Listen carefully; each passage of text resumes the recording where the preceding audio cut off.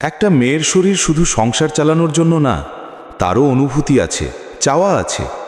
কিন্তু এই সমাজে একজন স্ত্রীর এই চাওয়াটাই সবচেয়ে বেশি অবহেলিত। দিনের বেলা সে নিখুঁত রান্না করে, ঘর সামলায়, সবার খেয়াল রাখে।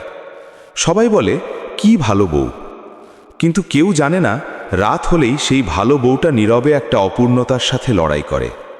তার স্বামী পাশে শুয়ে থাকে, কিন্তু যেন মাইলের পর মাইল দূরে। স্পর্শ নেই, আগ্রহ নেই, কথা নেই, শুধু একটা ঠান্ডা দূরত্ব। কখনো স্বামী অজুহাত দেয় ক্লান্ত, কখনো ফোনে ব্যস্ত, আর কখনো সে ইচ্ছে করেই দূরে সরে থাকে। আর মেয়েটা, সে চুপ করে থাকে, কারণ সে জানে এই কষ্টের কথা মুখে আনলেই সে লজ্জাহীন হয়ে যাবে এই সমাজের চোখে।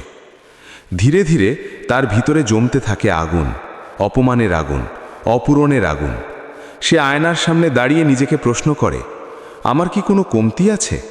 আমি কি তার কাছে আকর্ষণীয় না? এই প্রশ্নগুলোই তাকে ভেঙে দেয়। সবচেয়ে নিষ্ঠুর সত্যি কি জানো? সে অন্য কারো দিকে তাকাতেও পারে না, কারণ সে ভালো মেয়ে। সে শুধু নিজের চাওয়াগুলো মেরে ফেলে, প্রতিদিন, প্রতি রাত। একটা সময় আসে যখন সে আর কিচ্ছু চায় না, না স্পর্শ, না ভালোবাসা। সে শুধু একটা জীবন্ত লাশ হয়ে যায়। বাইরে থেকে সংসার ঠিকই থাকে, কিন্তু ভিতরে ভিতরে একজন নারী সম্পূর্ণ ভেঙে পড়ে। এই সমাজে অনেক স্বামী আছে যারা ভাবে টাকা দিলেই দায়িত্ব শেষ, কিন্তু তারা বোঝে না একটা নারীর শরীরও ভালোবাসা চায়, সম্মান চায়, অনুভব করতে চায়। আর যখন সেটা পায় না, তখন সে চিৎকার করে না, সে শুধু নীরবে শেষ হয়ে যায়।